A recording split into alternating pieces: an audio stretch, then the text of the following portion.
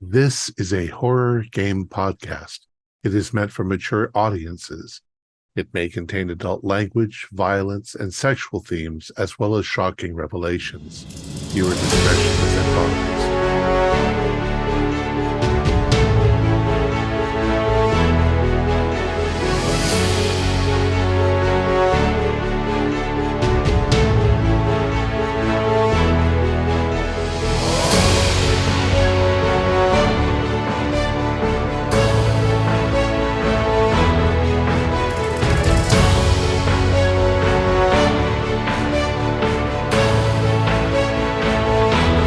Greetings, fellow investigators, and welcome back to our video podcast, Into the Darkness, where my friends and I will be playing the Pulp Cthulhu role-playing game. I'm your host, Thom Raley. The campaign is Two Headed Serpent. It was written by Paul Fricker, Scott Dorward, and Mathew Sanderson. It's available directly from Chaosium and also from Drive-Thru RPG. I'm the keeper of arcane lore, and this is episode 22. Our recap will be given by Kent Blue as his hero, Jack Buzz Bellamy. So without any further delays, let's continue our journey into the darkness. Kent?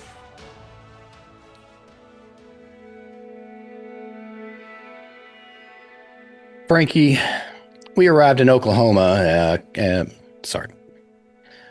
We arrived in the Oklahoma town and quickly found it divided over this Reverend Cornfield character. Most support him because he's been performing real seeming healings, miracles, you could say. The sheriff backs him, but there is a smaller group. It seemed to be a lot that hang out at the saloon that distrust him and are getting increasingly agitated. Goose and I visited a woman named Peggy, who Cornfield had helped during her last pregnancy. Whatever he did help her, but now she's laying eggs, which she's oddly calm about and very devoted to the preacher. She seems way more concerned about the eggs than her own son, Jonathan. Pretty weird priorities there. Later, after dinner, I peeled off to set up the radio and call Caduceus. I gave them enough information to keep them satisfied without feeding them too many details. I told Gonzalez we got into town. We're canvassing and getting to know folks. Told him the town's divided on the preacher and that I'll report back tomorrow. And then we left the channel open. After that, I went downstairs to the saloon. The bartender was cleaning up but called me over. He told me that tempers are high and he thinks everything's going to come to a head real soon. He then pointed me at another oddity in town, a Harry Matheson, a man who, as he said, won't stop eating. The barber, Ralph Conkle, keeps feeding him too. Seems Harry's another one of those that was healed by Cornfield, maybe. I was about to head out for a stroll that would take me by the barber's place when I heard a big boom.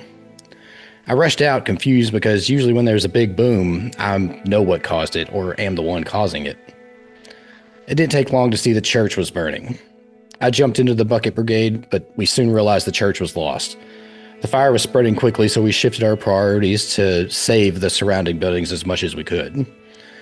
During all this chaos, I happened to see numerous snakes fleeing from the church basement. Cornfield, though, remained composed and publicly forgiving. The sheriff, though, started a witch hunt and began questioning everyone. While the town was distracted with the fire, Goose and Lloyd entered Cornfield's house. They found some children's drawings with heavy serpent themes and Cornfield's Bible extensively rewritten. God replaced with Yig, Jesus reframed as child of Yig. The serpent cast is this bringer of knowledge. Notes in the margins were in Nakal and referenced other texts. The house was strangely sparse. Little food, minimal personal touches, and again, the cellar contained just a bunch of snakes. The next morning, Cornfield held an open-air service. He preached from his altered scripture and then conducted a snake handling demonstration. They were speaking in tongues, what sounded like Nakal, and just, which someone framed as praise to God. Goose stepped forward to handle one of the snakes. It bit him, but he showed no effects from its venom. The congregation saw it as confirmation of divine favor.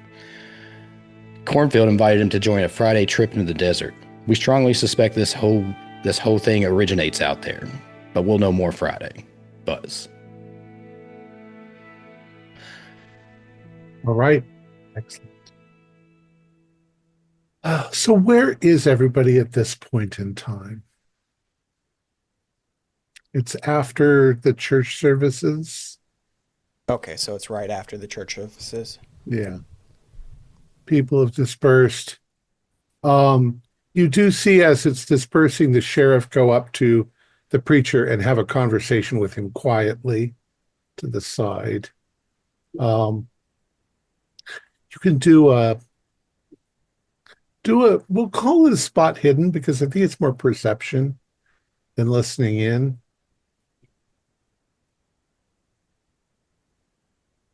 Got to pass. Hard pass. No, 96. So those of you who passed, especially the hard pass, String. um, the sheriff tells the preacher that he's narrowed it down to a few suspects, and that he strongly suspects the blacksmith as having something to do with it. They're planning on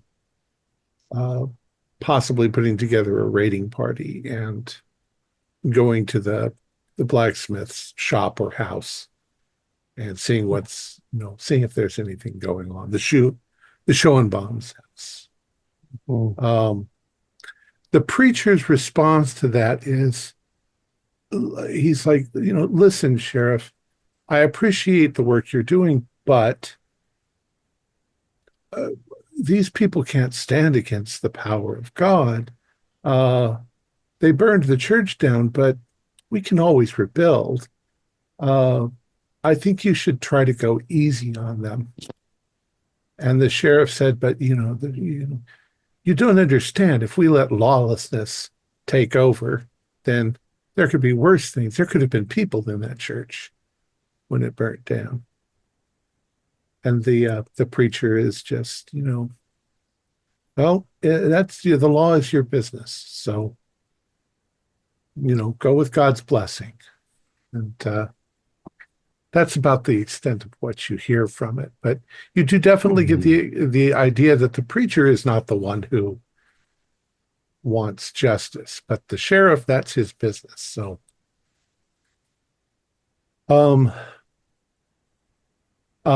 there's a few people who come up to Gustav and they shake his hand. That was remarkable. You should be dead unless you have God's blessing. Apparently, I do. I mean, God looks after his children, or at least those he favors, and it seems I'm extremely blessed.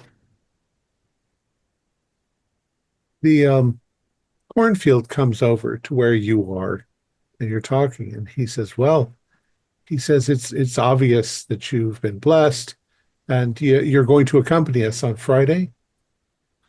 Oh, yes, I'll come with you. He notices some of you others, and he's like, these are your friends? And I'll just point to Buzz. I came here with Buzz. I've seen the others in town once or twice. Several of it's us are pilgrims, Father, who've heard your program. Well, I mean, it's a grueling thing. We do it about once a month. But at the end, you'll receive the blessings of God. Your eyes will be open and you'll see clearer the wonders that God's made manifest here. We'll gather, since we don't have a church any longer, we'll gather, he points to an area near where the church was, maybe an area next to it where there were some tables or something. He says, we'll gather there and we will go out into the desert. You don't want to bring any food or water. And we're not going to go for 40 days, but we'll go for a while, perhaps half a day, maybe more. out into the desert, and you'll experience a great deal of thirst and hunger, but that's cleansing for the soul. You notice sort of in your group area is also that father and his little boy, Mortimer, and they're just wide-eyed, so they're going to go as well. And then the preacher moves on, starts talking to other people. What do you guys want to do?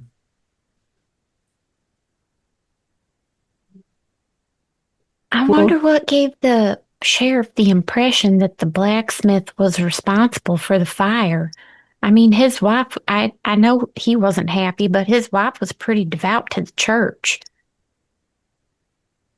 Well, I can't imagine that there's any physical evidence that the sheriff's operating on. I think he's just taking the temperature of the townsfolk, and he knows who's disgruntled. He's not going to be able to prove the case either, which makes me hope he follows the pastor's call to be lenient or moderate.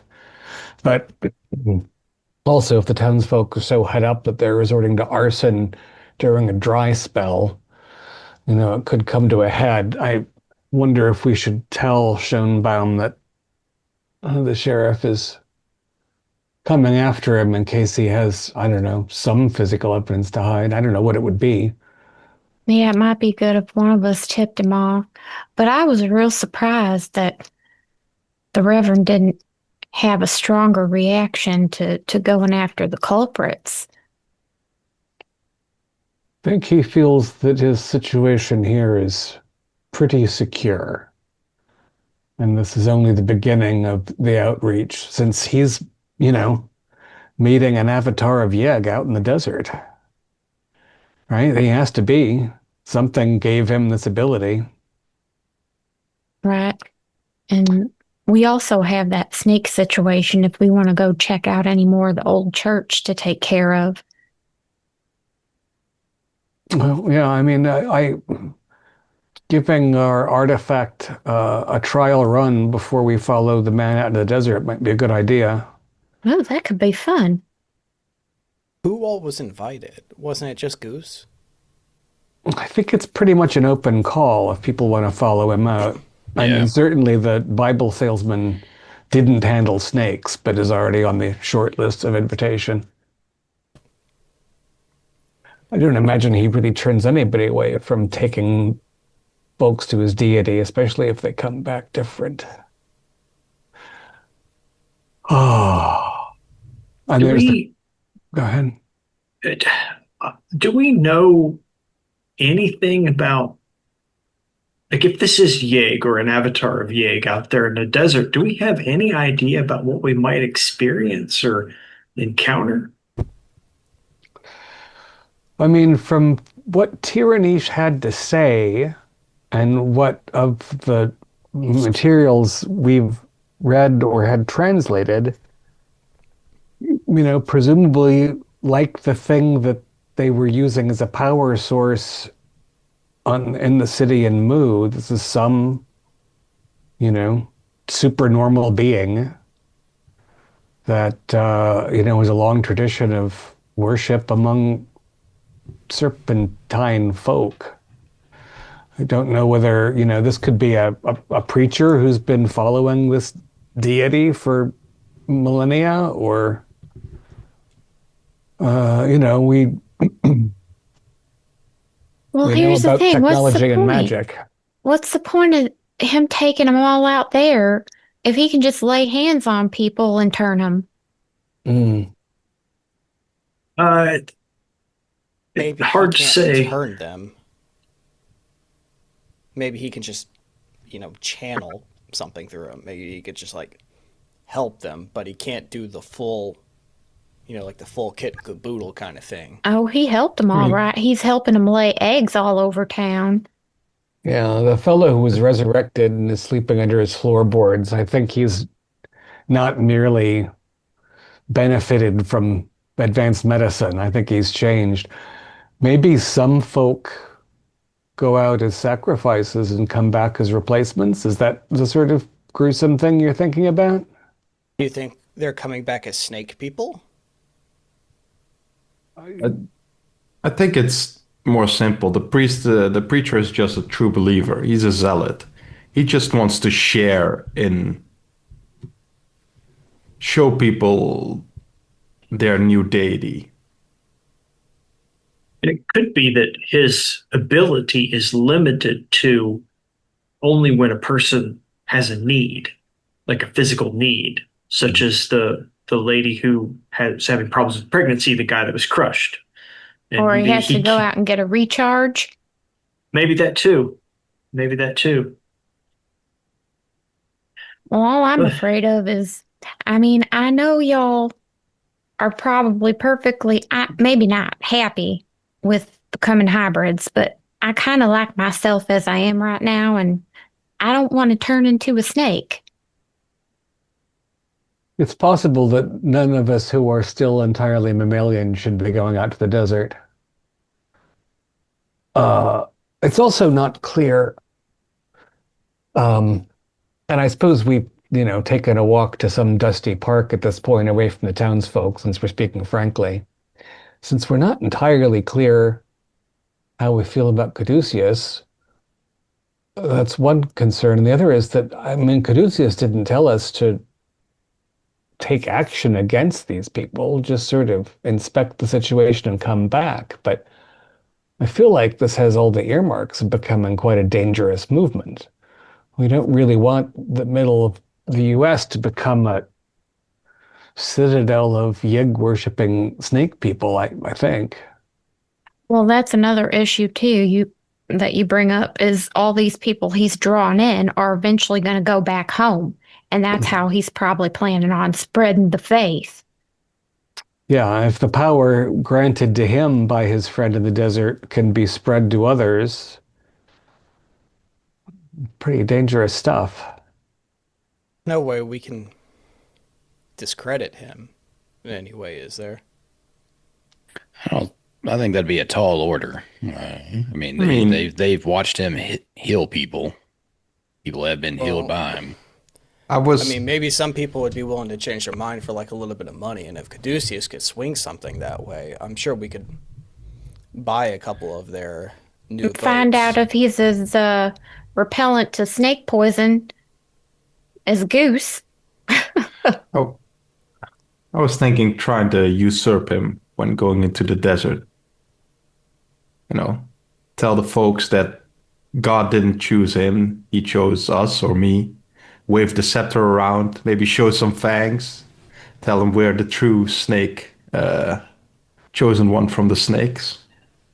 I think we can make that happen with you. That shouldn't be too hard. Right, but then what are you going to do with your newfound friends? Going to lead them to the promised land? All for a moderate fee, of course, Fern.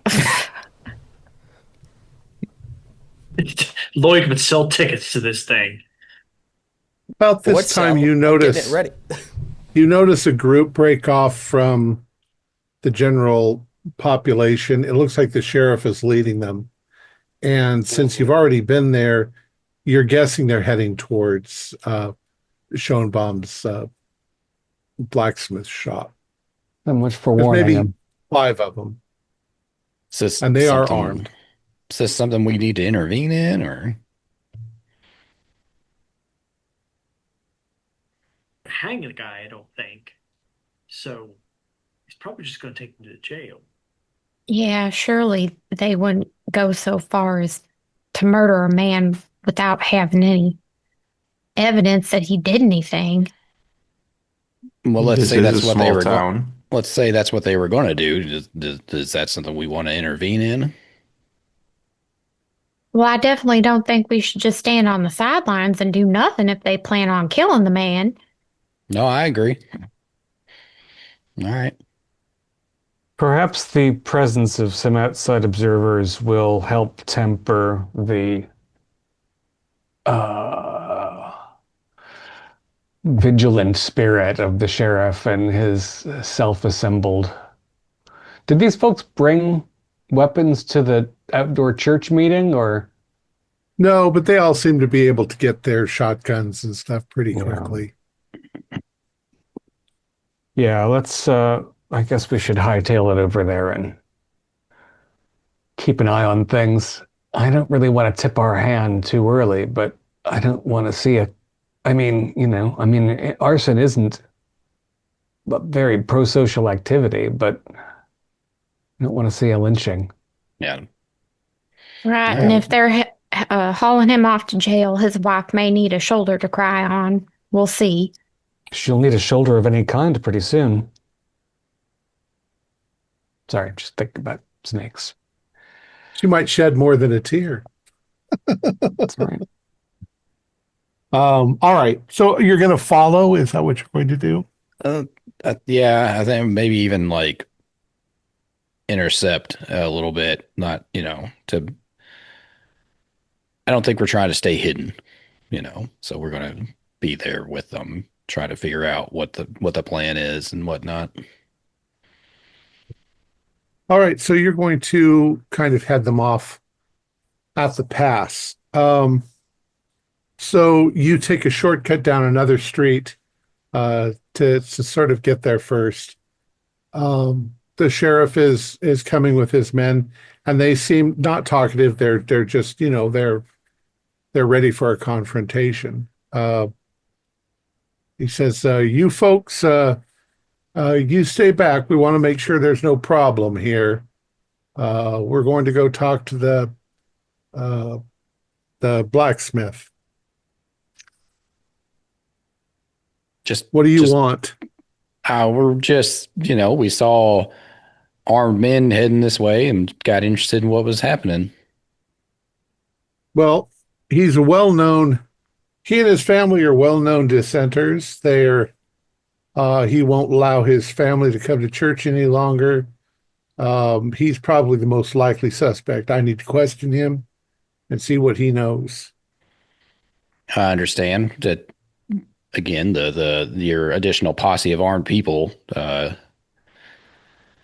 seems over response maybe to some questioning. Well, I know these people better than you. Blacksmith is a powerful man. I think we're just going to tag along then. Suit yourself, but don't get in the way. Seems like there's nothing to get in the way of, if what you're saying is just questioning. So they march forward. They get to the blacksmith.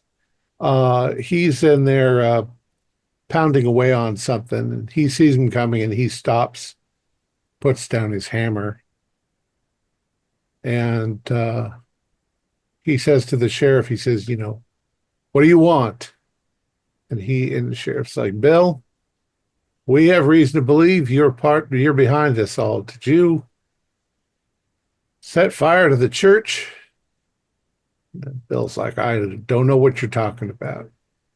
And he says, "Well, you most certainly do. Nobody in town missed the fire." When I'm watching all of this, I just wonder, I'm just going to watch it and see if I can get a read on it, see if I believe anyone. Okay. Bill, go ahead and do a psychology. We'll give it general psychology for everyone there. Okay.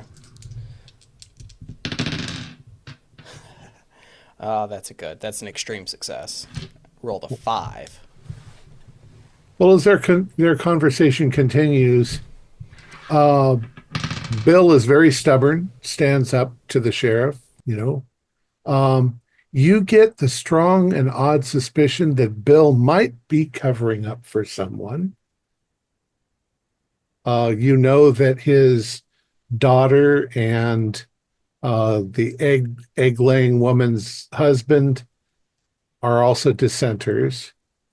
And there were 2 people behind that church. But and you can tell that the sheriff is very serious. But you got an extreme. You think that the sheriff is not just letting it go, that he's purposefully provoking the blacksmith, knowing the extent of the blacksmith's temper. And within a couple of minutes, the blacksmith starts yelling at him. and eventually comes running forward to get into blows with the sheriff. At which point, the other deputized members of the town sort of grab the blacksmith, and it takes all 5 of them to sort of wrestle him to the ground. You're under arrest for sedition, and they manage, of course, the 5 of them manage to sort of pin him down and handcuff his hands and drag him up. And do you guys want to intervene in any way, or Has his wife come out of the house to see the spectacle? she has not? Come off of the roof. She's busy sunning herself naked.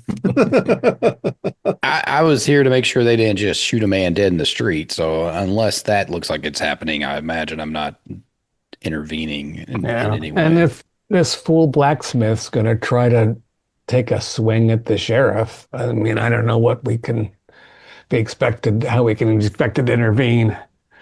It's also remarkable that they didn't just open fire on him when he tried to do that. So they've wrestled him to the ground. They've handcuffed him.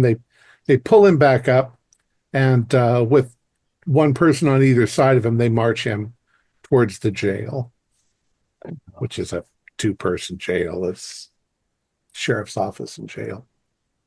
I wonder if we should go and find the blacksmith's daughter and tell them what they've gotten a fellow into indirectly. Do you suppose we'll find her and the disgruntled egg papa at the tavern?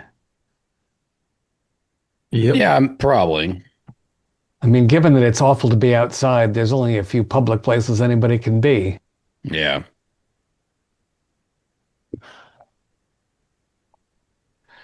All right, so that's your plan. Or you can all go there. To follow the sheriff to the jail and just observe what happens there. Okay. Who's going to follow to the jail, and who's going to go to the bar? I'll join Stoney. I haven't really been seen at the tavern, and I feel like keeping some sense of distinction between us might still be useful. Yeah, I'll go to this saloon. Yeah, me too. Lloyd and Fern? I don't know. I'm Same. almost thinking about collecting some mice or some rats or something to throw down to the snakes to distract them. Maybe even dose them with something so when the snakes eat them, they all die or pass out. I mean, we could just control them. We could set them on fire if we're really worried about that. Well, I don't want to burn the whole building down. I think we've seen enough It's infested fire. with snakes. Well, and do we want to be flashing a scepter around? I mean, it's not like super small. Do we have to go around with it, like proclaiming, like we're the, everything? Or can you just, like, keep it in your arm and just, like, Family heirloom. Who's got the scepter? It's It's currently at in the my- hotel. Burn, should you Okay. and I swing back and go get it? I don't trust you with it. I don't know why you wouldn't trust me with it. Okay, it's not entirely impossible to hide, right? All right. I It is mean, I gold guess and jeweled and everything. Yeah. it's probably really hot, so you'd look really strange in an overcoat. Well, it's something that shouldn't be too hard to come up with. And I look at Jack. Is there any way you can make it look kind of like a cane? Like the top of a cane? And just, like, slide it in there? Like a walking Here stick? we go. Floyd's got another ailment. Not without a craft shop to do something. Yeah, I'd have to And a month. I'd have to hollow out a log or appropriately sized stick. The only reason I ask is because all of a sudden it looks like the blacksmith shop is open for work.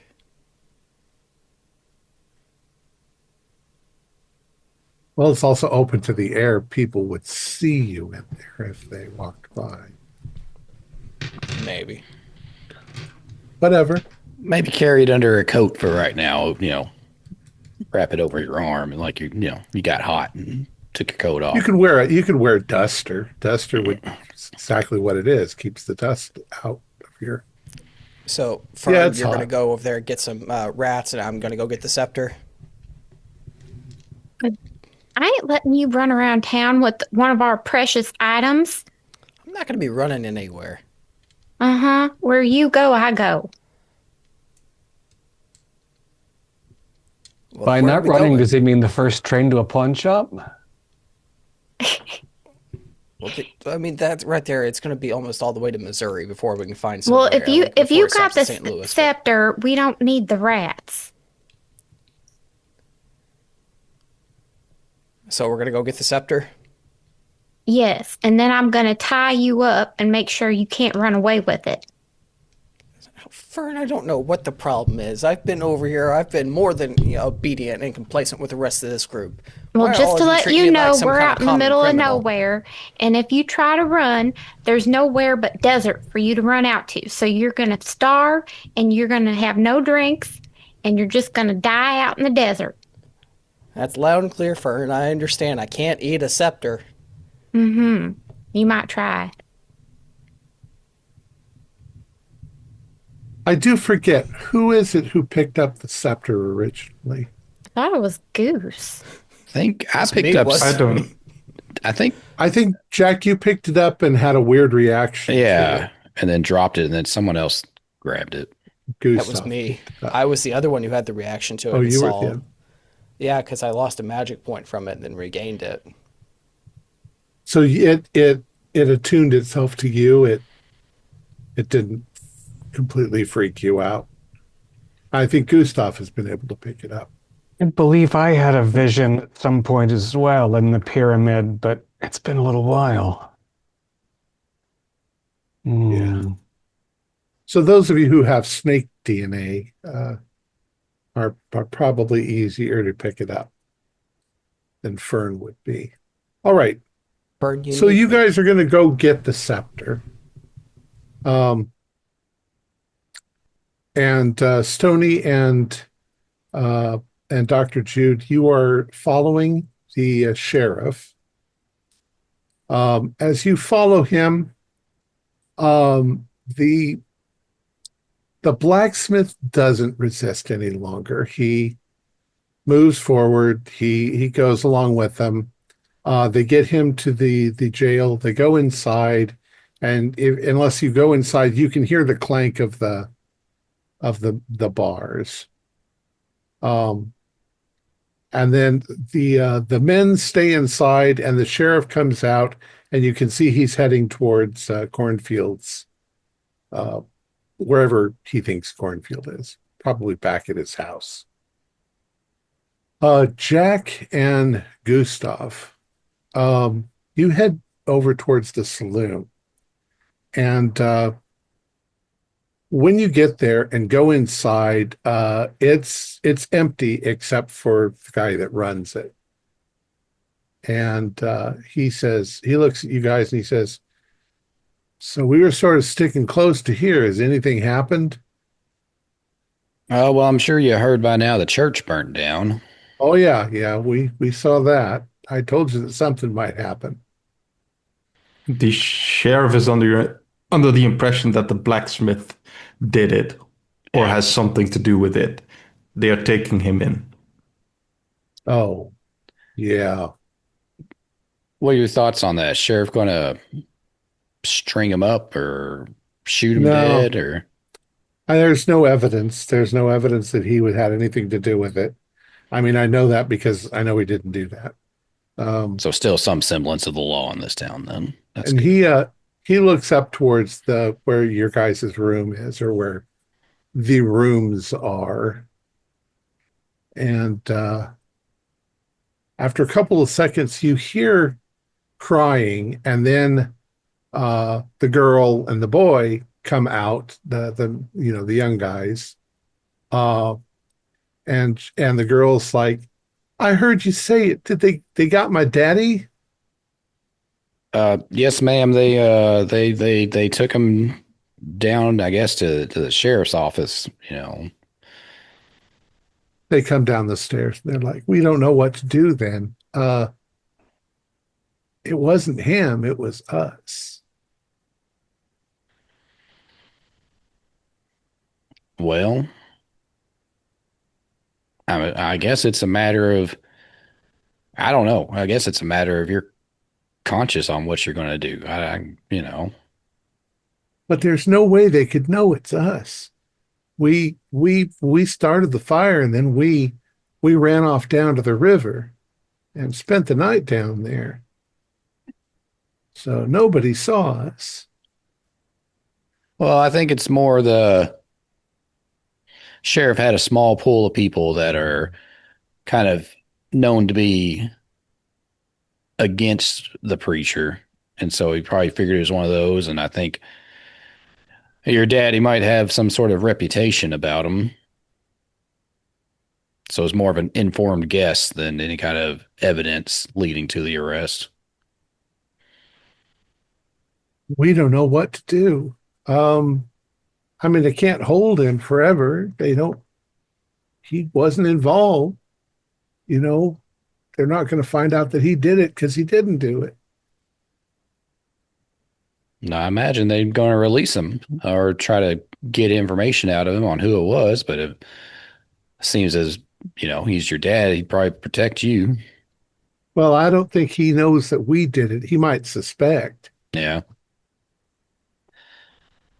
I mean, I'm thinking they'll just have to let him go. I mean, if they're still following by the law, you know, they realize they have no evidence that it was him. They can't do much more than let him go. She says, I don't know what to do. She says, I should go home to mom. Yeah, maybe so. And the boy says, I'll need to go. You're breaking up there. Sorry. Gregory says, I need to go check on my mother. I mean, my wife. Don't let him do anything to my pa. He's innocent. Do you think the sheriff would do anything to him if he cannot definitely prove anything? I don't think so. I mean, he's not a bad man, but he is a fanatic. Well, we got a couple friends that are following along right now to make sure nothing's going to happen immediately. Speaking of which, let's jump to them. Um, you guys are outside the sheriff's office. You've heard them lock him up inside, but you don't hear anything inside. I imagine this is a single story brick building that has Yeah. maybe two cells in it that probably have barred With windows little- to outside. Little barred windows, yeah. Yeah. I mean, I think Stoney, we might have a conversation with the blacksmith once the office is less crowded. They're probably, I don't know, do they bother with paperwork at a podunk like this? Are they booking him? I figured this is about as official as it gets out here. But yeah, I was hoping to maybe sneak around to the window and have a chat. See what he actually does know. Okay. I could try to have a chat with the sheriff in front of the building so as to give you a clear field. Well, I think the sheriff left. I think it's just in there is the posse. Oh, right. The sheriff went off to cornfields, right, to find cornfield. Yeah. Yeah, I'll go I'll go and see if I can occupy the folks at the front desk. Ask them about uh,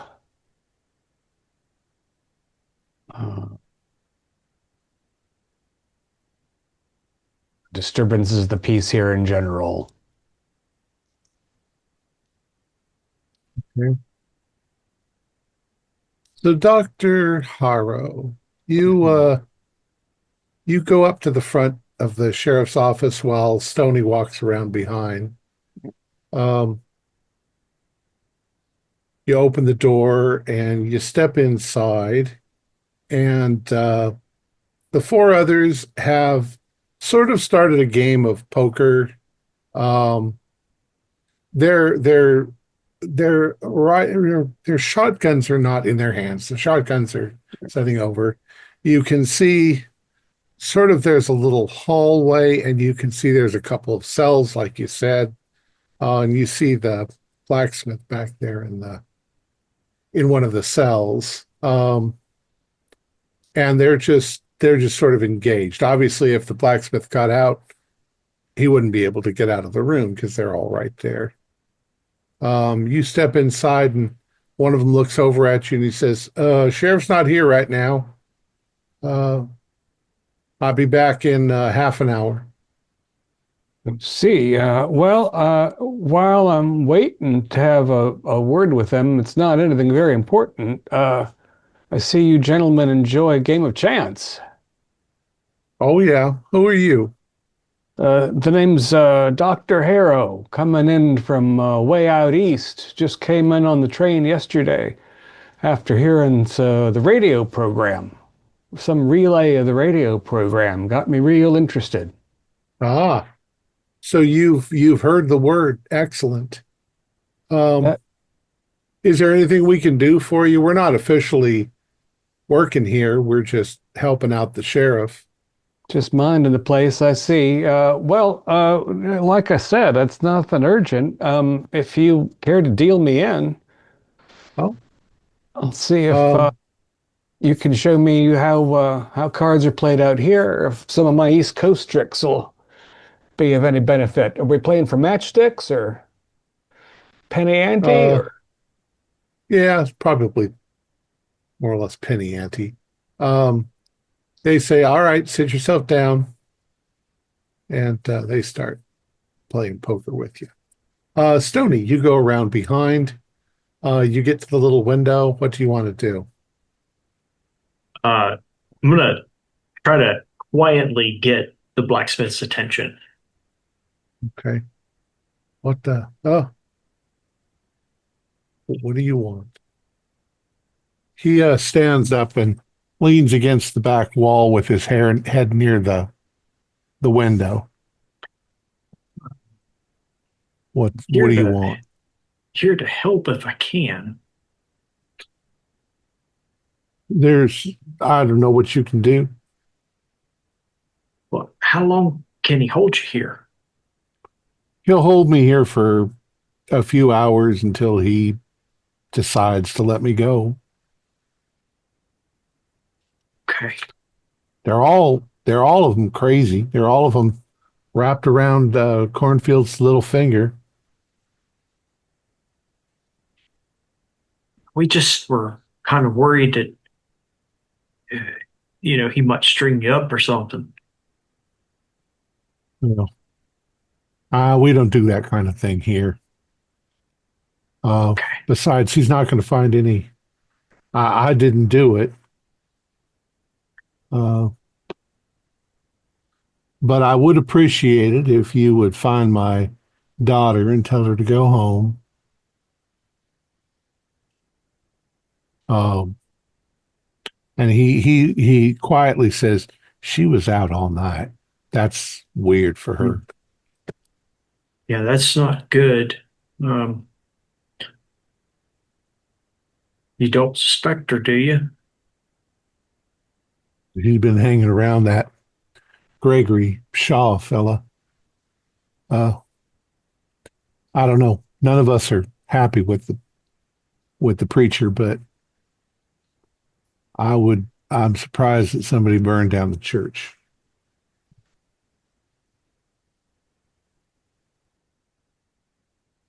Well, if you think you're going to be okay in here, I'll leave you be and do as you say. Just check up on my family, make sure they're okay. I'll be back tonight, I'm sure. Okay. Thank you kindly. You're welcome. But do you think you know who might have set that fire? Nobody that I would want to rat on. Understand. Understand. Well, thank you for your time. For the attention. And I'll leave the window. Okay. And I'll kind of walk around to the front of the building and I'll try to see if Dr. Haro can see me. Yeah, I'm sure he could see you off the front window. I just wave. And I kind of go stand across the street and just wait on him. Okay. We'll say as you're standing over there, you see Fern and Lloyd coming back from the hotel with walking kind of funny because they got something under their coats. Bert, so Fern, do you think you would have let me have the scepter, or do you think you would have held it? No, I definitely would have let you take it because I don't want really anything to do with it because I know that it has weird snaky powers. But Okay. I'm definitely you're in my sights. I'm keeping an eye on you. Okay. Then I imagine Lloyd is walking funny because he's taken the scepter and he has like taped it down to the bottom of his leg, so now he's walking kind of stiff. If you guys see me leaning against the wall, I'm like looking at you with this really strange face. Oh, don't worry about him. He's so clumsy. He hit the edge of the table again. I go, just keep walking. Gustav and Jack, what are you guys going to do? Having drinks. All right.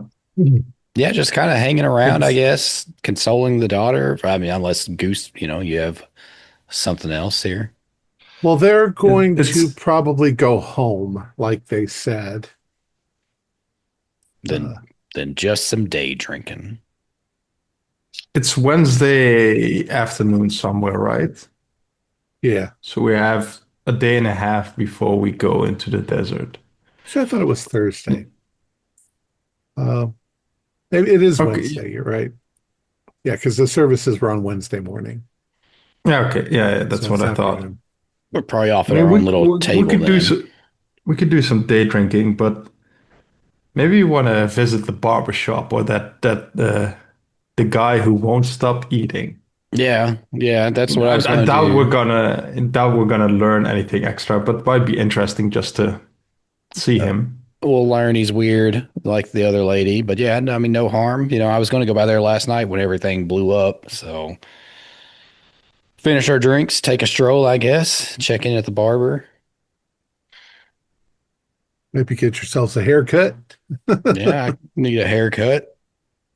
Shave my beard off. Oh wait, Beard could use a trimming. Doing nothing but catching dust out here. Just because I have long hair and a little bit of a stubble, Lloyd is clean and looks sharp. So when you get to the barber shop and you go inside, there are two people. There's one who's obviously the barber, and there's another fellow, and he's sitting in one of the barber chairs, but he's not got the stuff on like he's being worked on. He's just sitting there, completely asleep. He's snoring. He's going on and on. And you can see that he is, unless he was always that big, he's big. And the barber's like, "Oh, welcome. Come on in. Come on, have a seat right over there. What can I do for you?" Good afternoon. Name's Jack. I just figured, we're in town. Ralph see Kunkel. Pleasure to meet you. To see the Reverend, we heard some things, and my wife's out east pregnant, and doesn't matter. I figure while I'm in town here, I could use a little freshen up, I like to keep my hair long, but take a little bit off, maybe straighten things up here. Right this way. And he points to a chair. He says, so you came because you want the preacher's help? Yep. Preacher is a miracle worker. He can do anything. Yeah, has he He's a wonderful man. worked any miracles for you? Or, I mean, we've learned a lot of people he's worked miracles for, so. Well, he says, oh, sorry, hold on.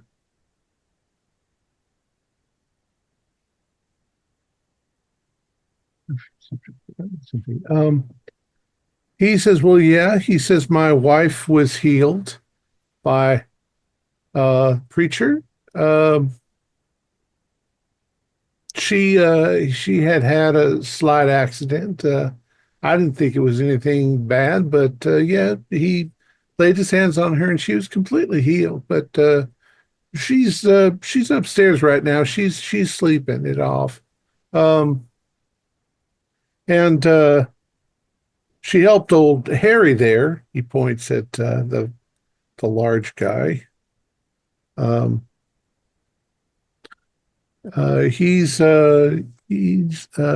he was completely blind, and now he can see. Really? It's true. Everybody knows it's not some rando pretending to have gotten his eyesight back. Old Harry there was blind as a bat, cataracts. So now just sees perfectly? He's got perfect vision. Yep. Hmm. Any odd, side effects from the healing? I know we've heard Well, of some people. he seems to be hungry as a horse. Oh yeah. Looks at him, is like, has he always been that hungry?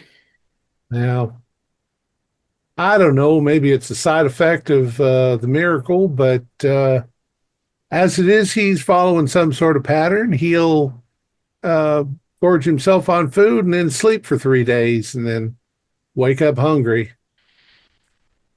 Maybe it's now he can see his food and realizes how good it looks and just can't Now, get maybe enough. that's it. But Sleep for 3 days. And he doesn't, he yeah, just eats, sleeps. well, he's supposed to be helping me clean up in here, but I love him. He's a good man. He's a good friend.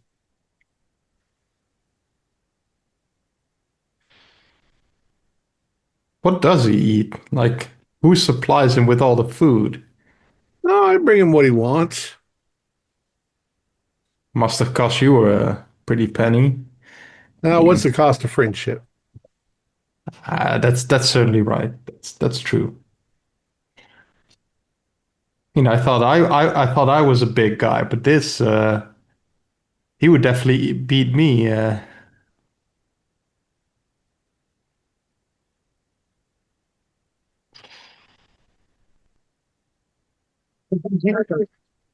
He starts flipping your hair. Oh, you got a nice head of hair.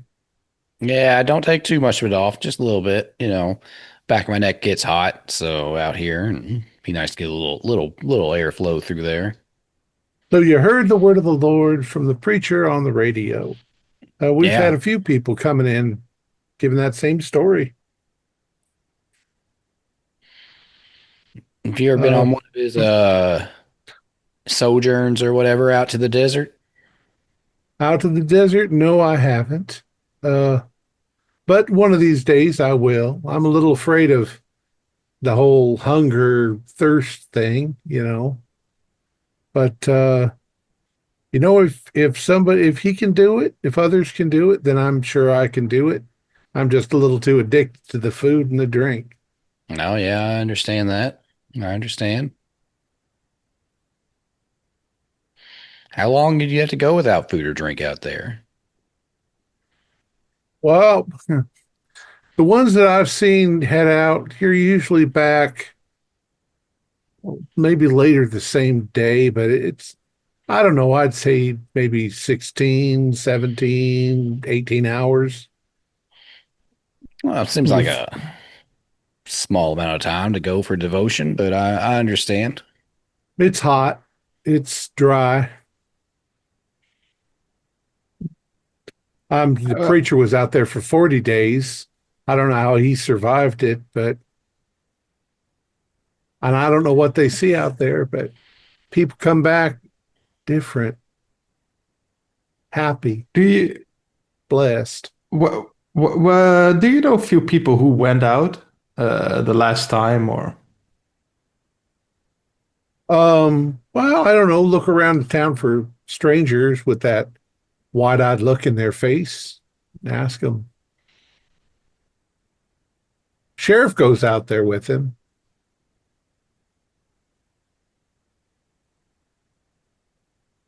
Yeah, okay. I'll keep an eye out for anybody.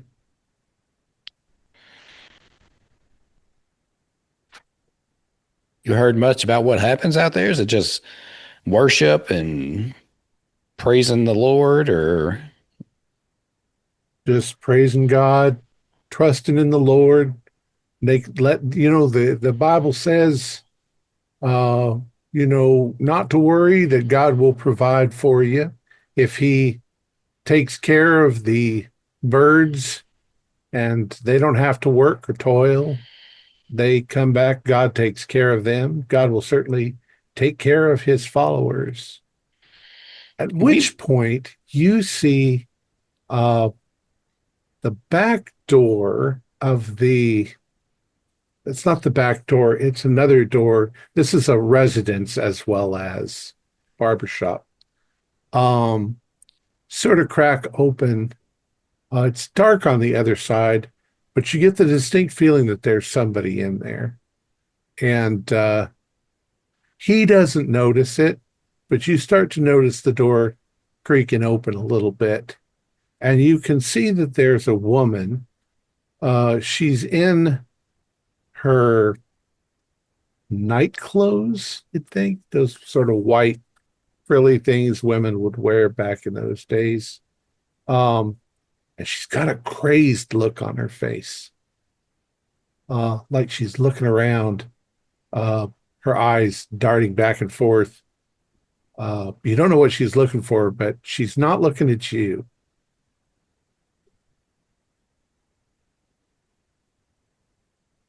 I want to reckon At that's the just Goose seeing that because I'm probably staring up at the ceiling, getting my beard trimmed. and does the barber see her, or does he He doesn't seem? notice yet. He's too busy clipping. Okay, I'll just walk up to her. Okay. As you start walking towards that door, the barber's eyes sort of follow you, and he sees the woman and So, realizes, oh, yeah, he's like, oh, sorry about that. And he sets the scissors down and starts trying to head you off before you get to her. I'm sorry. I just needed to use the bathroom real quick. He's like, Duty well, calls. this is just my wife. She's not feeling well. Honey, you need to come back upside like this. And you notice that she's sort of putting her hands on the walls, and she's not really responsive, but she's do a do an idea Can roll. can her eyes? Is she looking around like she's? Is she blind? Is basically what I would wanna. Is that the Okay, impression she gives off? 45 regular success, spot okay. hidden. She's Or not idea roll, blind. you said. I'm sorry. Idea roll is still regular success. Okay. She's not blind. She's definitely, her eyes are darting around in her head. And you almost get the impression that she's like a lizard hunting for bugs. At least that's sort of the look that she's gotten. She sees her husband. Her husband sort of gets between you and says, "Honey, you're not well. You need to come back upstairs." And he's like pushes past you and says, "The restroom's right over there. Just pardon this intrusion." And he sort of ushers her back up the stairs. And you see, as they're going, let's just say there's a fly on the wall, and the woman darts her hand out and grabs the fly, puts it in her mouth as they're going up the stairs. And you get the impression that you hear the door lock upstairs as he puts her away. Okay.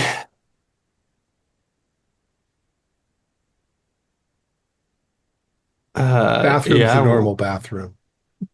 Yeah, that was more of an excuse, but I mean, I could try and go back up once he continues on Buzz, but I don't think we're gonna. Did she seem like she would be coherent? Like, did she respond with any words to her husband? Because No, she didn't talk. no, She didn't really look at you. She looked at him as he came up, but then she lost focus on him as they were going up the stairs, and she grabbed the fly instead and ate it. seeing if he was a big bug or not. Okay, I'll leave her. I don't think he's gonna learn anything from her. So after you're back in the shop, after a few minutes, he comes back down the stairs and opens the door and closes it behind him and says, I'm so sorry about that. And he locks the door. No bother. Was she? If she's sick, I mean, you might want to have the preacher have a look at her, or did he already?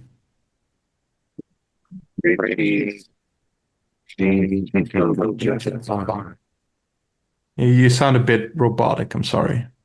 Your mic. Oh, she's going to be just fine. Can you hear me? Yeah. Okay. Yeah, she's going to be just fine. Okay. Well, good luck with her. And he moves immediately back to Buzz and puts on a smile and starts going again. Definitely in denial. So is your buddy here in one of his 3-day sleep phases, or just, I've been talking to people that have been healed by the Reverend before I get my wife out here, and just wonder if I'd have an opportunity to just talk him up a little bit, see what his experience was. Yeah, he's probably not going to wake up for a while. He's a good old boy. There we go. As he finishes clipping and brushing. Thank you very much. Good. Yep. 2 bits. I don't know what he charges. Pay the man. 25 cents. I appreciate it, sir. Well, we're is there anyone else in town I got to talk to? I tell them who we've already talked to. It's like, yeah. I just don't want to get the missus out here all this way. She's in a bad way in her pregnancy, and I want to make sure the trip's worth it. Well, you're a good man for coming all the way out here to find out. But have you talked to the Reverend? He's a wonderful man. Really spiritual, knows the Lord. We attended his service this morning. I haven't really had a lot of time with him, but I think my friend here, I think he's had some words with him. So I think maybe we were considering going out with him Friday on his little desert trip. Well, good luck to you. That's it's a wonderful experience, I'm sure. I'm sure it will be.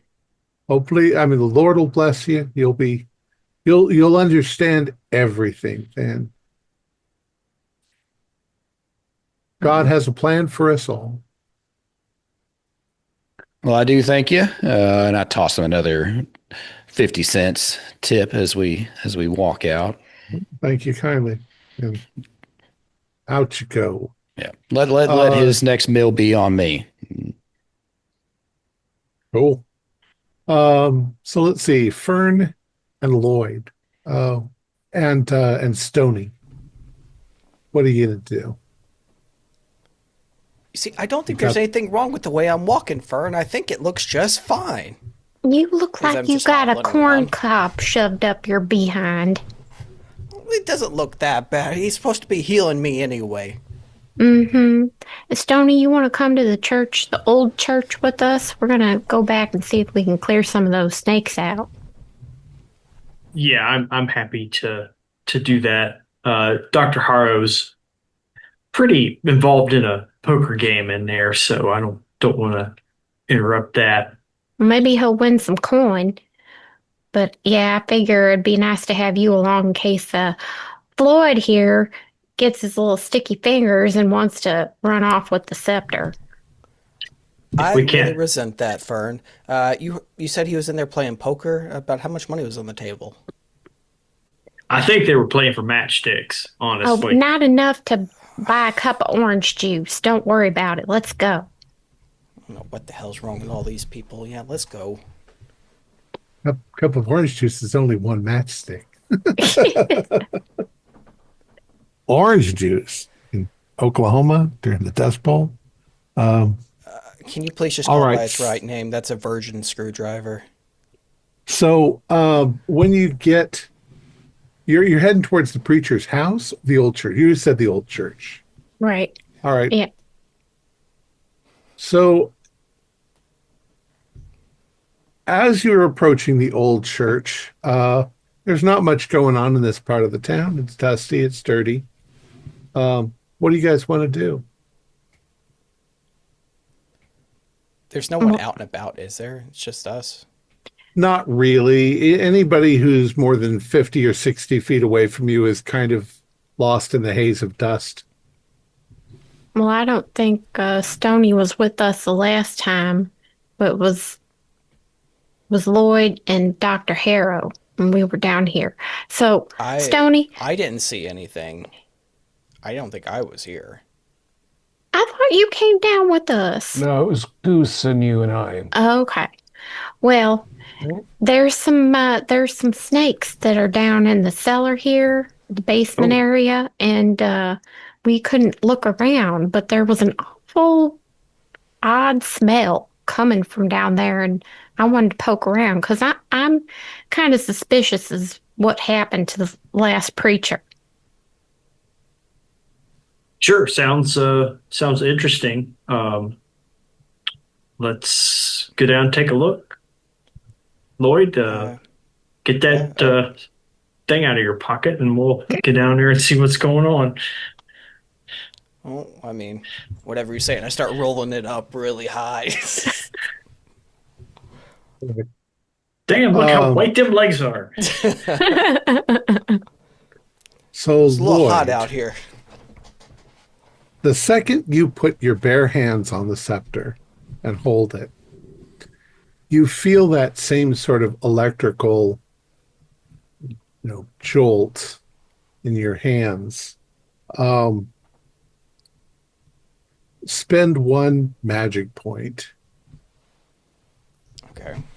And as you guys are moving forward, you all notice, you can't help but notice it, but there are snakes coming out of other buildings, out of the brush, out from behind the church, out towards the graveyard, and they're all slowly making their way in your direction. It's pretty damn weird. I don't really, and I'm just looking nervously at the thing and at them. They're coming straight for me. Oh shoot! Let's get down in there before somebody sees us. I don't want Reverend Cornhole to find out that we got something that's getting all his pets.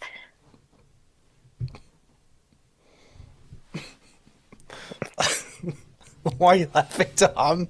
Reverend Cornhole. All right, so you definitely notice that the snakes are moving in your direction. As you get up to the church, you're going inside. You notice that the snakes are coming up from the basement as well. Are we inside the church at this point? Yeah, you've stepped inside the church. Lloyd is nervous, and he has the scepter in one hand, and he pulls out the flame pistol in the other hand. Make fun of me all you want. They're not getting that close to me. Well, they're not attacking us. Well, we don't know that. I never used this damn thing before. Oh, you'll be fine anyways.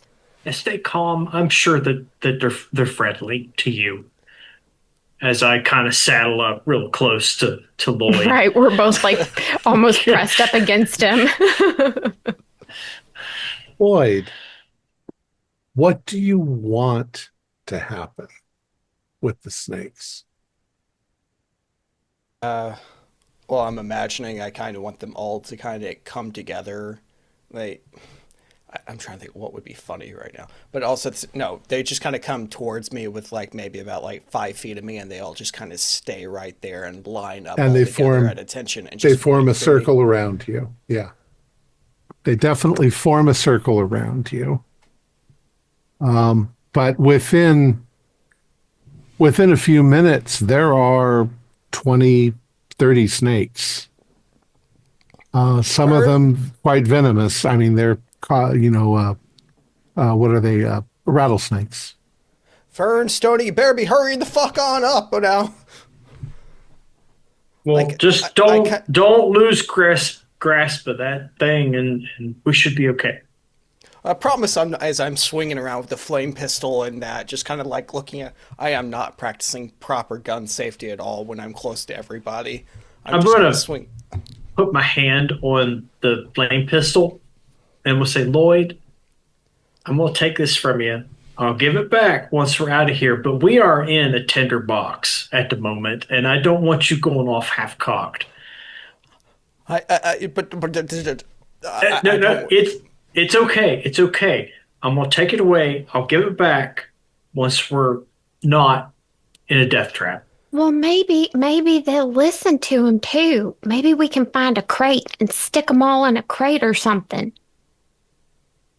Yeah, try that. Send them away. Is there a box or like something that's nearby?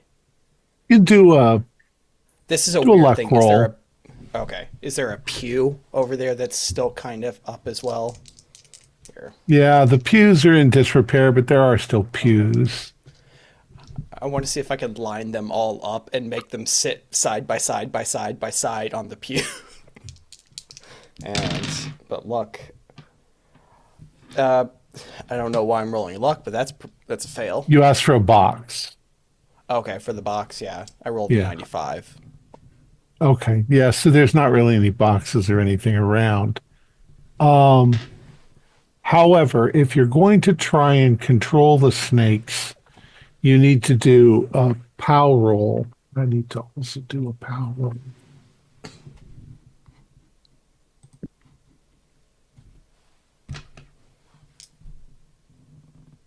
How'd you do? Wow.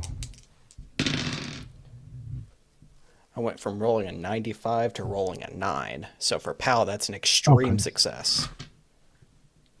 So once again, spend another magic point, and yeah, I mean, not quite so ridiculous as having them all line up perfectly, but you hold the scepter up, and you sort of want them to move out of the way so that Stony and Fern can get to the stairs going down into the basement, and they do it.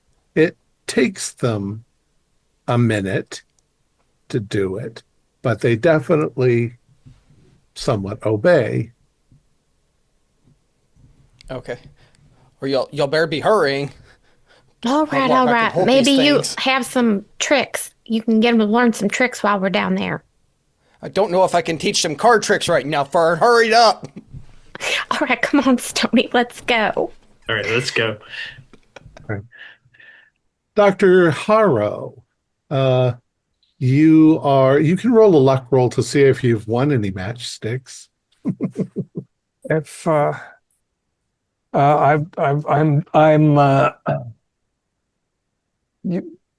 I have max luck, so I'm occasionally folding a decent pair just so as not to seem unduly fortunate, since this is, after all, the volunteer mob. Uh, and after, I'll get their names, ask if any of them have any personal miracles that they've in their immediate families, or if it's just the.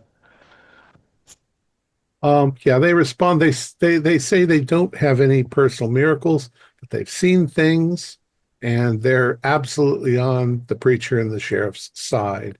And I'll mention that I'm planning to take the pilgrimage into the desert on Friday and ask if any of them have made it out there. I know the sheriff has, but not everybody can just leave town for 24 hours, at the drop of a hat. People have work. One of them looks at you funny and he says, "Well, I tried. I started to go, but after about 4 hours, I chickened out and I came back." Don't think leaving the desert while you still can is anything to feel ashamed of. Doesn't seem cowardly so much as smart.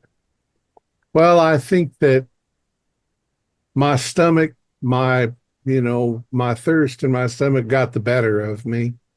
I don't know. I might try it again someday. It might be that you're called for another day. I'm sure there's a plan in it all. But he mentions a couple people. He said they walked out into the desert and they came back. They seemed very much as if they had seen something beyond their wildest expectations. And they walked around for days with big smiles on their faces, happy to do anything they could to help. They're absolutely devoted to the preacher. His experience in the wilderness was some time ago. Has he sent forth any acolytes of his own yet, or is he letting the radio do the spreading of the word still? No, he's the one in charge. He's the one who does everything. We do what we can to protect him and keep him safe. So you get a kind of a timeline out of them because they know a little bit. So it was 4 months ago that Reverend Cornfield walked out into the wilderness, and then 3 months ago he returned, and he looked better than he did before. 2 months ago is when George Henson had his accident, and 6 weeks ago is when Pearl showed him. You're going underwater again, Tom. Oh, is it garbling? Yeah. Let's pause here for a second. Let me restart this. What is it? 17. Gotta turn it off.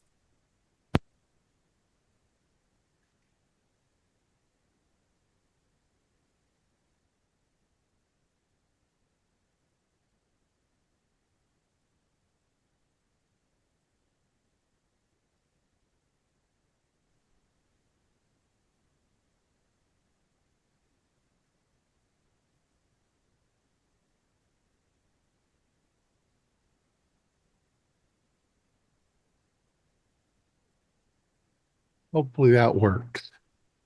Sounds good now. Okay. So let's see. What did we say? 6 weeks. So 7 weeks was when, 2 months was when Henson got crushed and revivified. Right. And then 6 weeks ago, Pearl Schoenbaum was healed by the Reverend Cornfield. And then it was only 1 month ago that Reverend Cornfield started making the broadcasts on the radio. And people started showing up. At about that time, the sheriff comes walking back through the door. And as he walks in, he's like, well, how's our prisoner doing? And he looks over and he says, oh, I saw you at the service. The right sheriff. Dr. Harrow is the name, and from the East Coast because of your voice on the radio. You mean the Reverend's voice? Oh, sorry. Yeah, the Reverend's. Yes, yes.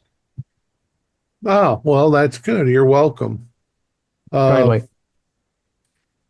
Okay, is there something I can do for you? I assume you came in because you needed something and started playing with these fine gentlemen. Yeah, a couple of card sharps among your posse, Sheriff. Keep an eye on them. Or, one of the fellows I met on the train was too shy to say anything himself, although I'm sure he'll come forth if need be. But he was, as we just got into town and don't know the lay of the land, he was walking last night. He saw two figures run away from the church before the fire started. And he said they were small. And he told me that before the service today and before the blacksmith was arrested. So I figured it'd be, worth my time to tell you that it was dark and it's dusty and we don't know anybody. It just seems like it might be useful for your investigation. You say there were two of them and they were small.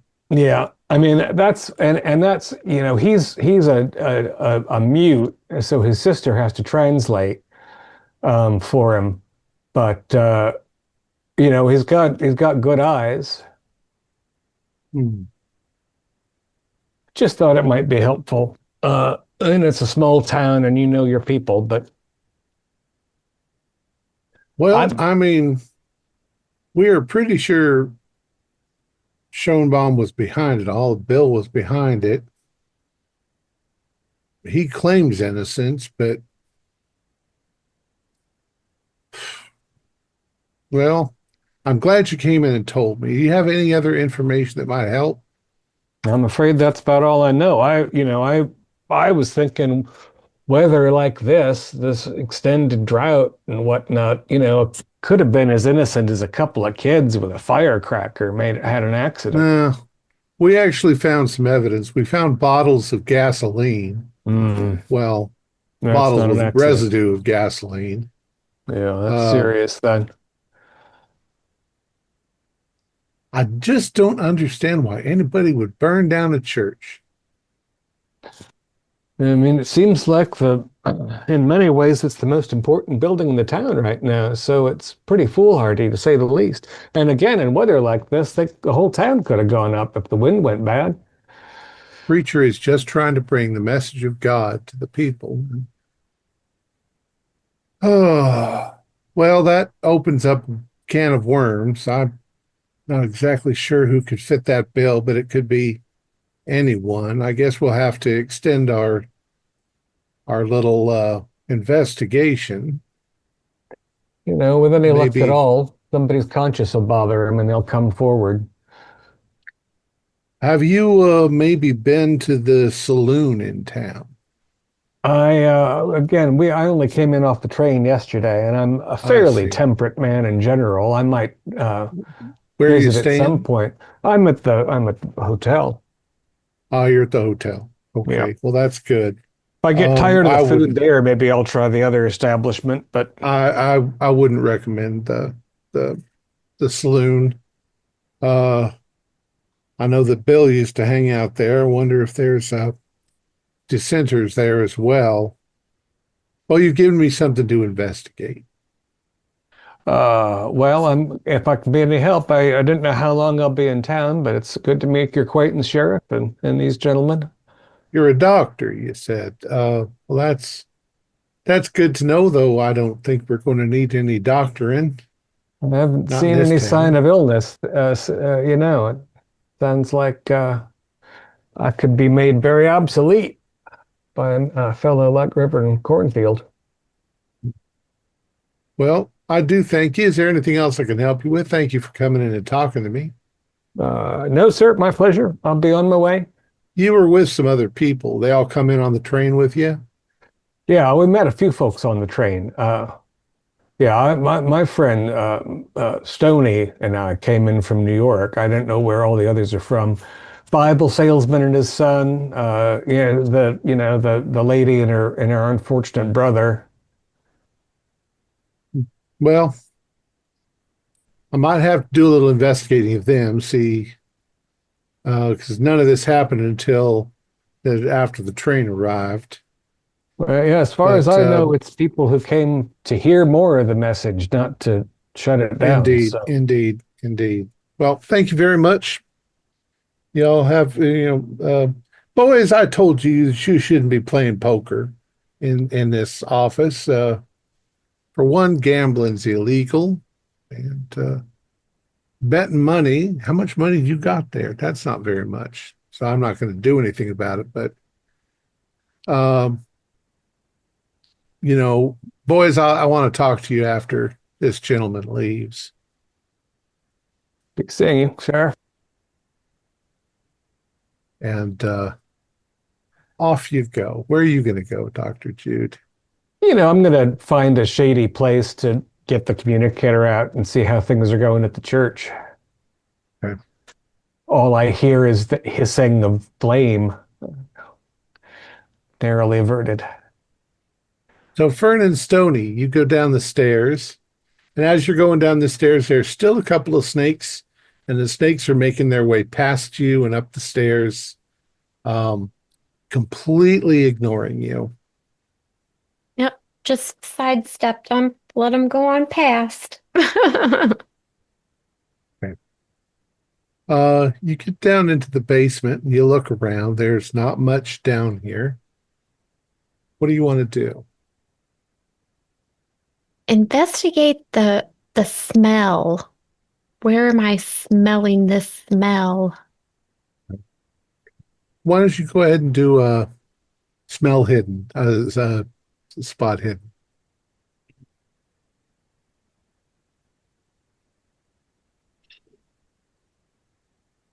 I have to go with my first roll. It's a pass. Okay. Well, you start looking around and you realize rather quickly that in the corners and underneath the cabinets and things like that, there are definitely what you might call nests of snake eggs. They're small, regular size, but all of their guardians have gone upstairs.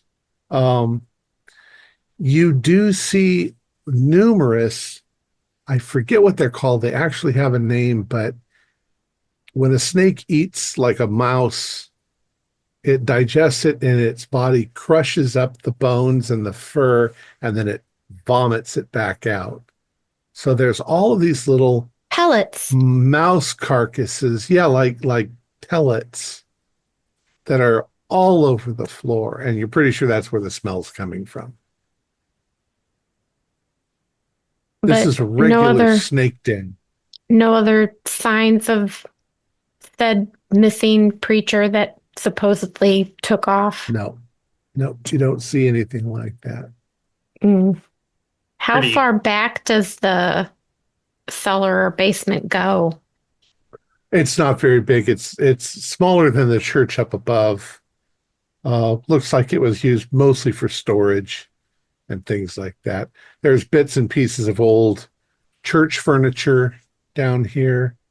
But anything that was decent and salvageable was either taken or shipped away to wherever the preacher went. Well, not much down here, Fern. No, Um, I was hoping there'd be like a secret tunnel or a dead body. But I don't know. Do you think we should gather up these eggs? I mean, they're probably going to end up having more, but I say less snakes the better. Well, I was thinking about that, and I'm a little worried if we just start going crushing eggs. if that might offend the town folk somehow. Maybe they might smell it on us. I don't know. But they're not doing us any harm right here. We should just kind of leave them alone, I think. Oh, all right. If you think that's best, see if Lloyd's got those snakes doing cartwheels yet. Yeah, I would you like never you to- know. I would like you to both do dex rolls. Oh, jeez. Oh, I passed. Yay. Let's see. I do not pass that, but I am going to spend the 16 luck to make that a regular success. Okay. Since you both succeeded, it just means you don't accidentally step on any of the eggs. Oh, that was a close one. Let's get out of here. Yeah, this place is a minefield, practically. So you go back up the stairs. Lloyd, with the exertion of your willpower, and you did get a good roll, you seem to sort of be getting the hang of getting the snakes to gather in one spot or another.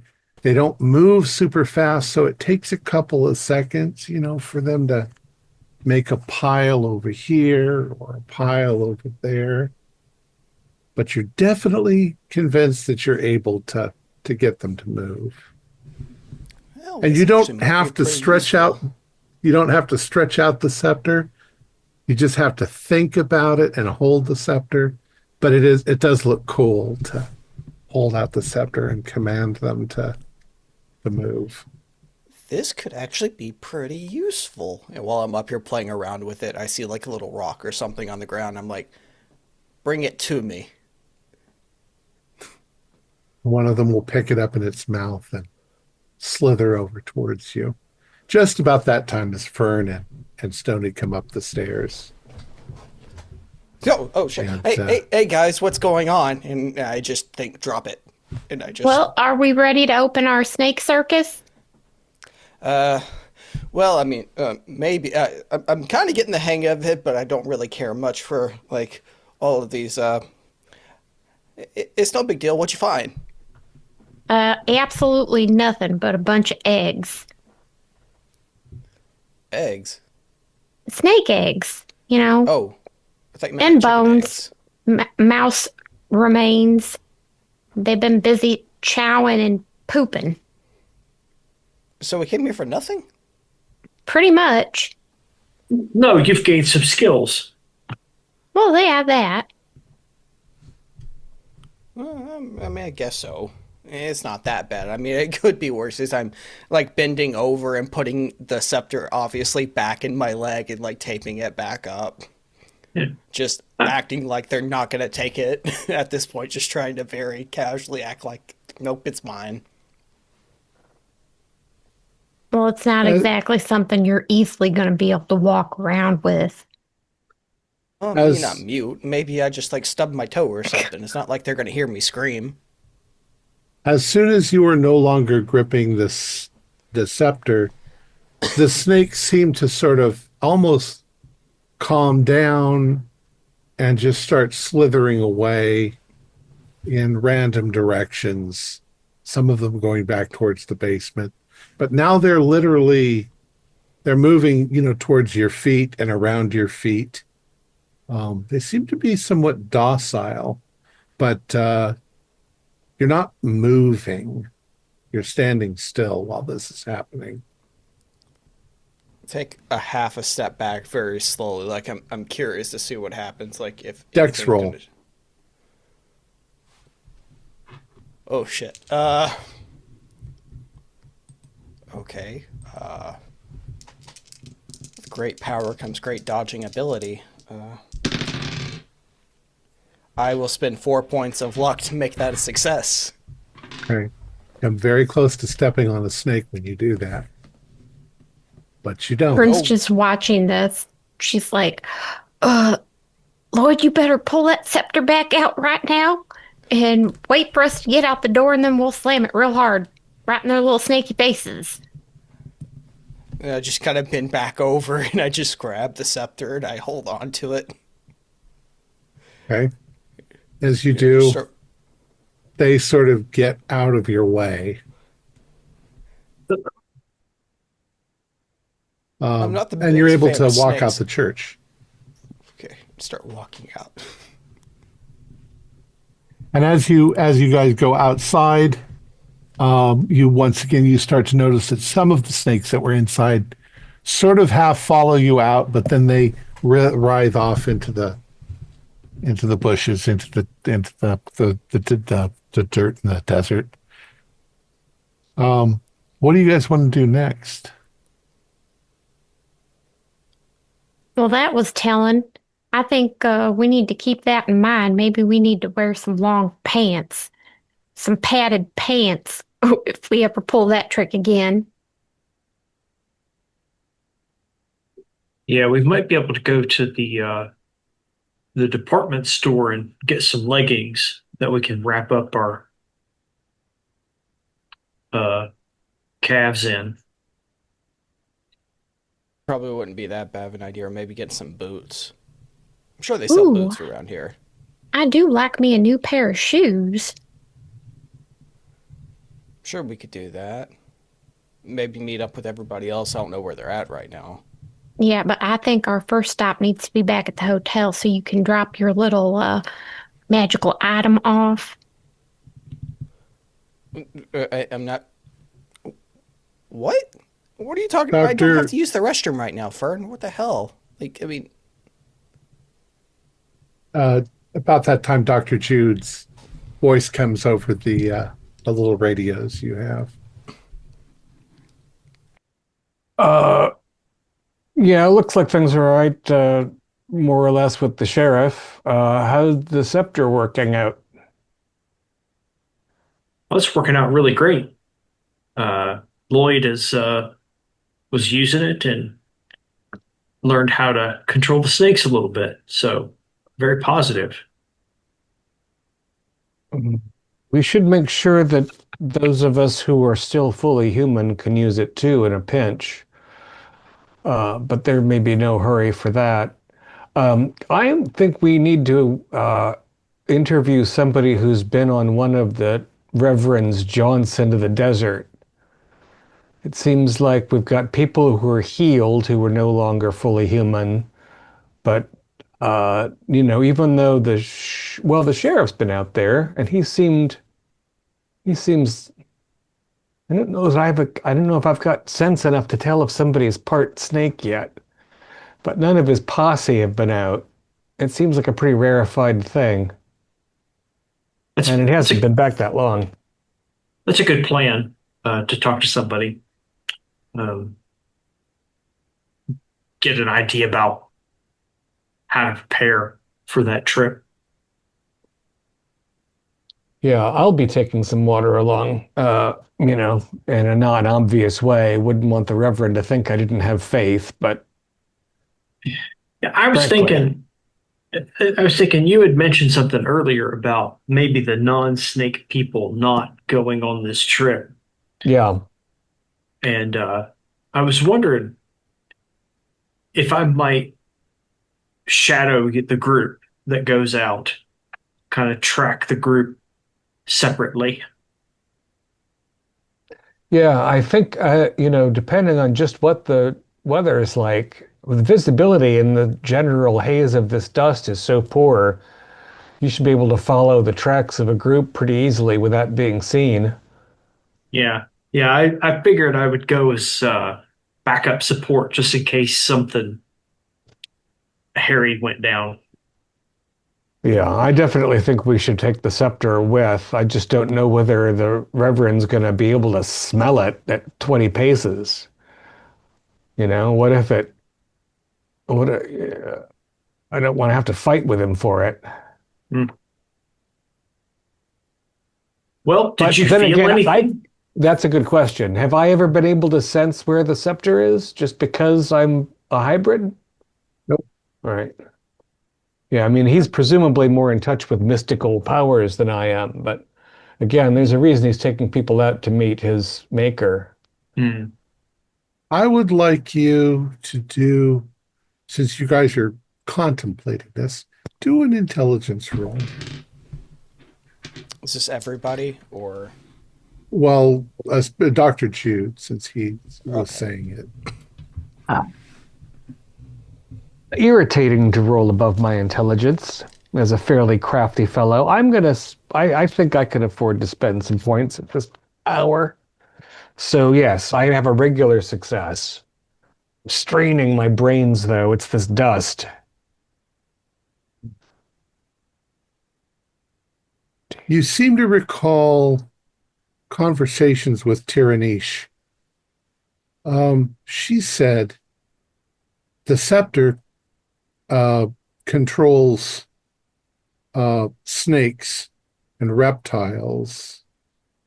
The crown controls serpent people, The missing crown. and the And flail flail. was to control the vormis. Right. Right.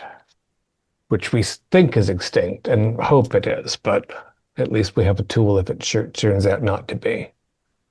But it occurs to you, because of the question you asked, if the crown can control serpent people, Who the hell has it? Are you serpent people? Yeah. Yeah. I mean, I think right now we're on a continuum. I'm probably more mammal than not. Goose, I'm not sure of. He's got nudentation. It might at least have a powerful influence on any of us who are hybridized. And we really don't have any idea how it could have gotten out of the chamber. Could have happened 13,000 years ago, or could be out waiting for us in the desert.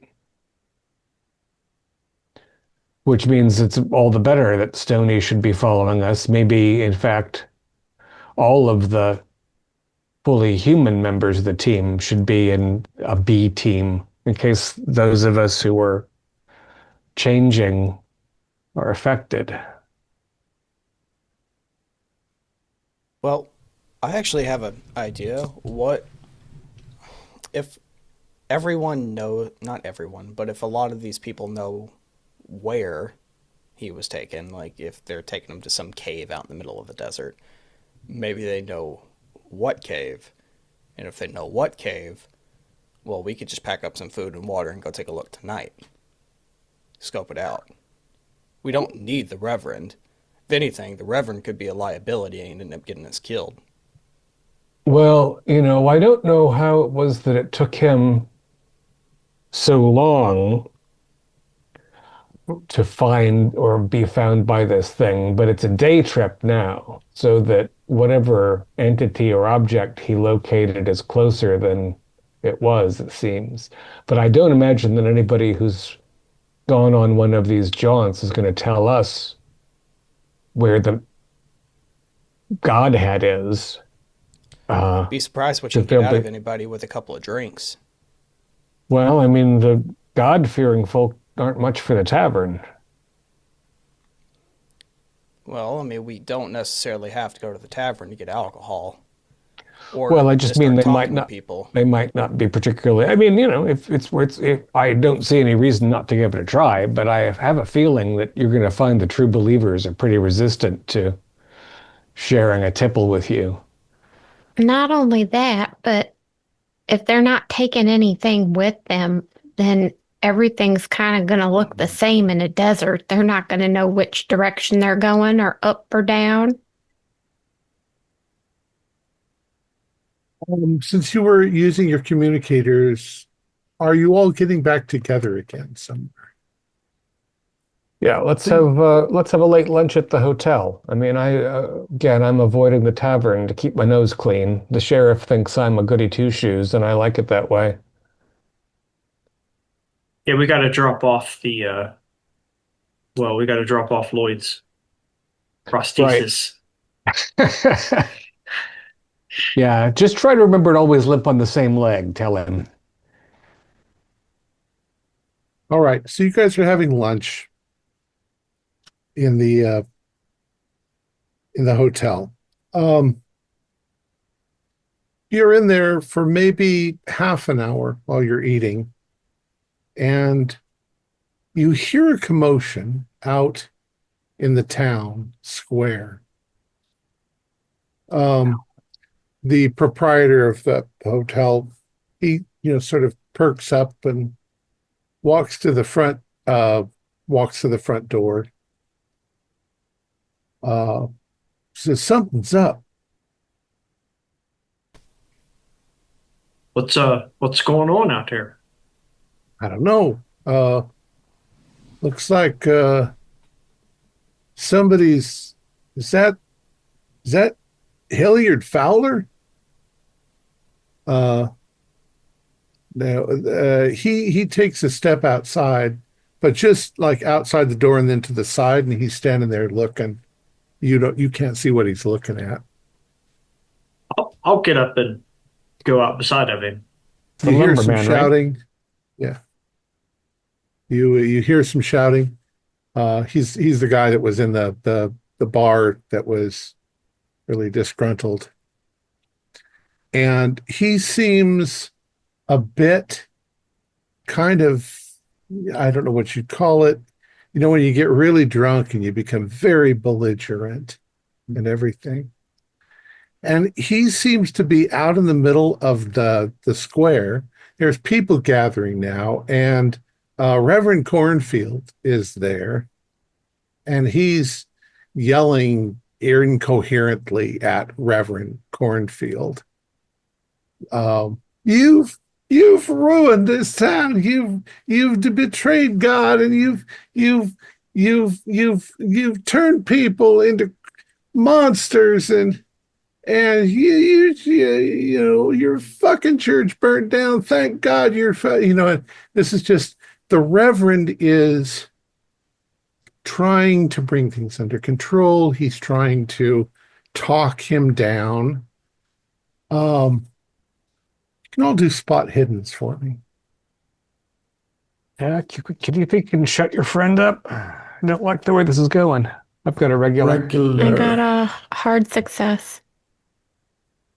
Okay, those of you who succeeded, you do notice a couple people running towards the sheriff's office, to get the sheriff.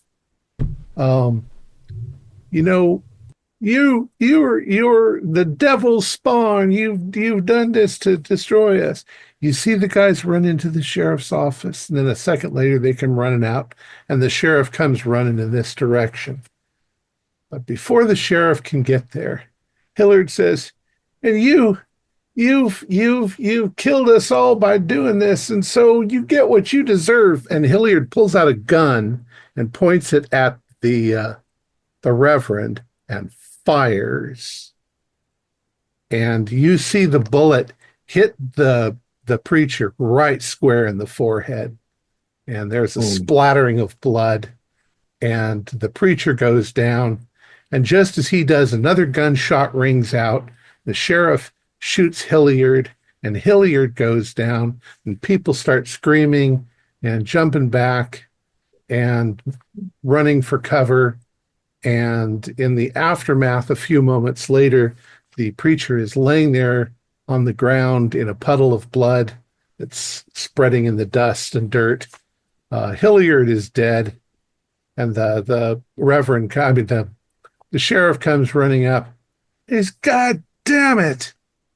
Like that. And he kicks Hilliard as he does it, and then there's a sort of a calm, and they come in and they, pick up the Reverend's body, and it's not in good condition. Hold on, I'm a doctor. Let me see to him. Okay, you come running up to him. You take a look at him. His brain has been exploded by the bullet. Is there any sign that there's not, that parts of him are not entirely mammalian? Is there exposed reptilian flesh or anything? Nothing that you can see. Interesting. Do a medical roll for me. Sure.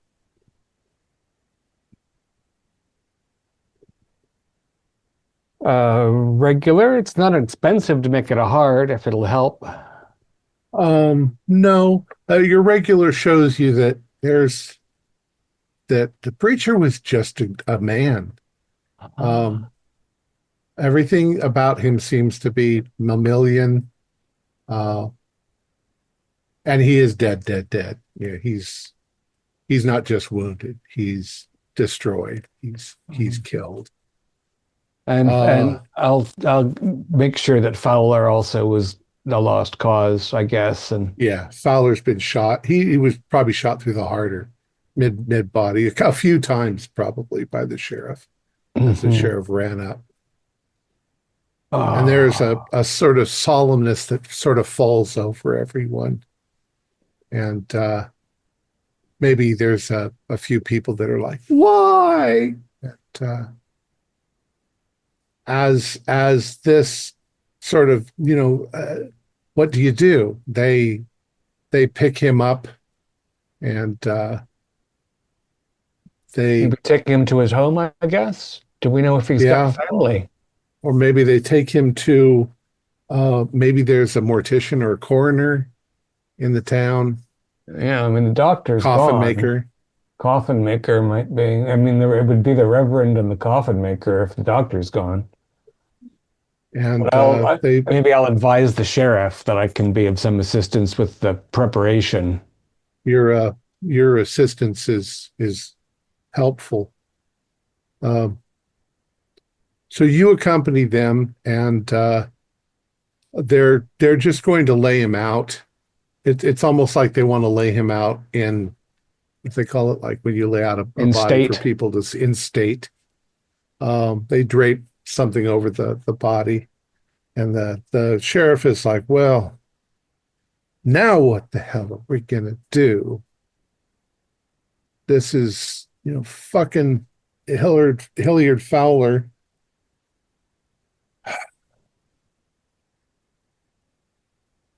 We are there's people grieving. There's not much I can say about what's going on. People are crying, people are grieving, and the sun is going down, and I'm gonna leave it at that point for next week. Somber. Our players included Cohen Lighton, Carrie Comer, Kent Blue, Julian Arba, Dakota Poole, and David Gassaway, with yours truly as the Keeper of Arcane Lore. We have a Discord server where you can chat with other members, you can set up private games, and you can learn the finer arts of gameplay and game mastering. We provide audio-only versions of our shows free for you to download from Spotify, Podbean, or iTunes. Support for the show is provided by our patrons who are listed in the closing credits. If you'd like to show us your appreciation, please visit our Patreon page, or you can use the thanks button just below the stream. Like, share, and subscribe to our channel, and punch the bell icon for updates on our latest shows. And leave us some comments. We enjoy reading them and answer any questions you might have. This is Thom Raley, together with all the members of our gaming club, inviting you to journey with us once again into the darkness for another adventure into the universe of H.P. Lovecraft and the Pulp Cthulhu role-playing game. Until next time, good luck, good gaming.